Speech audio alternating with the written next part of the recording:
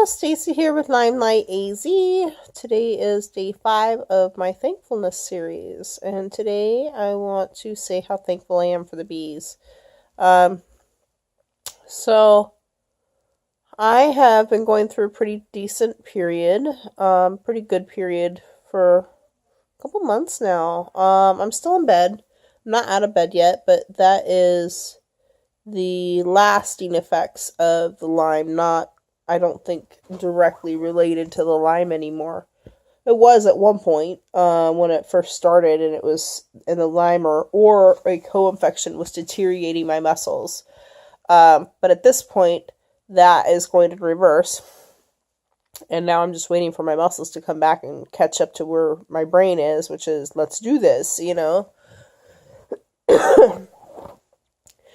For the most part, I'm not in too much pain anymore, and I am really thankful for that. It was a lot of misery, and there did not seem to be much hope that it was going to go away, and that if it were to go away, it would be a temporary situation with going in remission. And then I just kept on with the bee venom groups, and people were saying how much better they were doing, and that it was the miracle that they had been asking for, and whatnot. And so, I kept clinging on to that hope that what they were saying was real, because you hear a lot about different people being paid off to say things, and so it's like there's always that chance that you're falling into some sort of trap that makes money. But I couldn't figure out any way that the owner of the bee venom group, or the moderator, admin, whatever, of the bee venom group was actually like making money off of it anyway. And it appeared that she was just really sharing her story and her information because she really wanted to help people, and she had been there. So I just kept clinging to that hope, that was actually real, and kept stinging. And even with having had very inconsistent stinging sessions for the last 3 months, I'm still doing incredibly well in comparison to prior to and beginning of doing the bee venom therapy. I'm hardly in any pain. I don't go through too much of the mental stuff anymore. Granted, when I feel like I've got it starting, because I can kind of see the symptoms starting up when I feel like I'm going to start nosediving into a depression.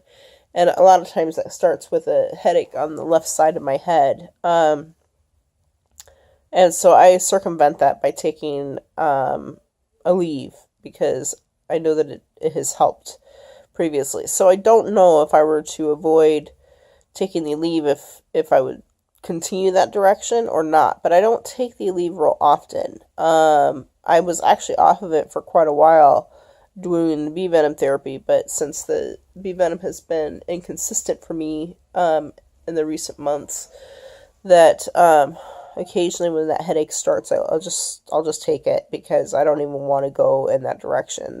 That's very scary area for me to head in.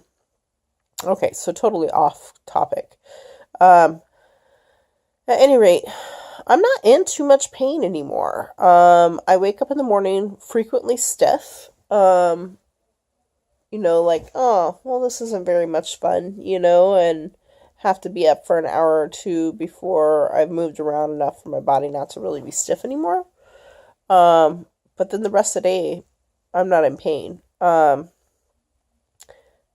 Now it's just kind of a waiting game of waiting for my body to continue building the muscles that it's building, to repair the damage that was from Lyme and or co-infection from the beginning, and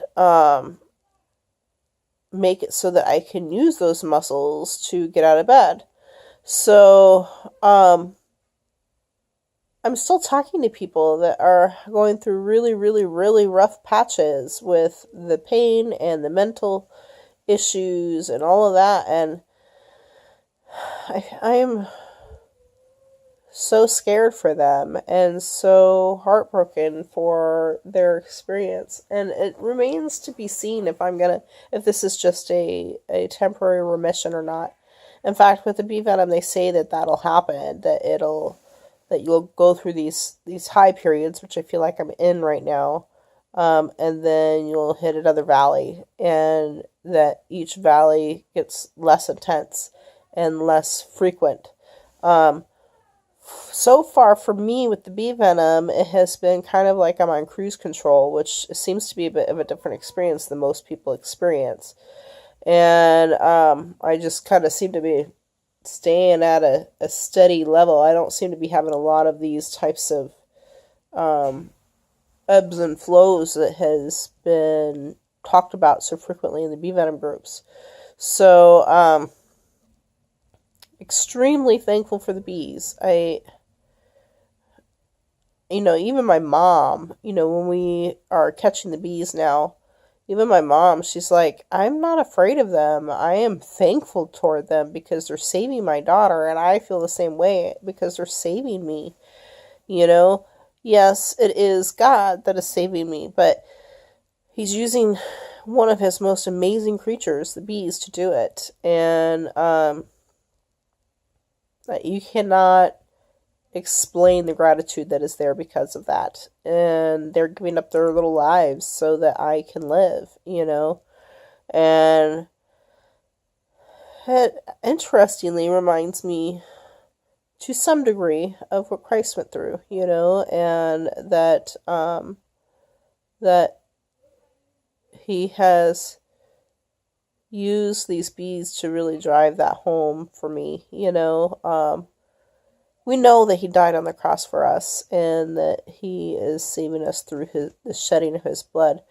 But there's almost this kind of disconnect. Like we grow up, a lot of us, hearing this, and we don't really have it driven home until you have somebody or something that puts its life on the line for you, and then you can see better how you should have the gratitude that you should have. That's terrible to say. It really is. But it's really hard to quite understand that concept until you have something that does it for you in real time in your life at that moment. Somebody stepping in front of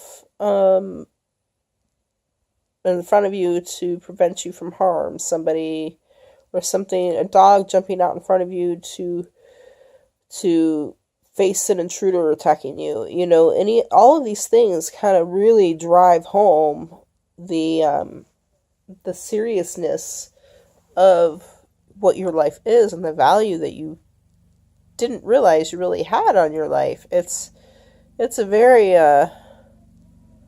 like, you think about it and you can just keep thinking about it and thinking about it, and the deeper and more thought-provoking things come to your mind over it. um, so yeah, the bees is, these are quite intelligent, special little creatures, and they have had a very impactful existence on the human life. I mean, if they weren't around, we wouldn't be around. So it's very interesting to look at them, and especially when so many people are so fearful of them. I cannot tell you how many people say, oh, that sounds crazy, or oh, there's no way I could do that, or oh, you don't know how sick I was. And when you're desperate to have your life back, when you're desperate just to be alive, you're willing to do anything, like seriously anything. And I was really, really sick, and I never want to go back to that place again. It was terrifying. And it was terrifying for everybody around me. And I I just never want to be there again, ever. And so far, I've had nothing but progression in a good direction with starting the bee venom therapy. So thankful, extremely thankful that God has provided a way for me to escape the horror of Lyme disease and co-infections. I will have to tell you about Ellie Lobo in one of these thankful videos, because I'm equally thankful for her and her having discovered the bee venom protocol for Lyme disease. But today it's about the bees. So anyways, that's it. I will let you guys go and have a wonderful day.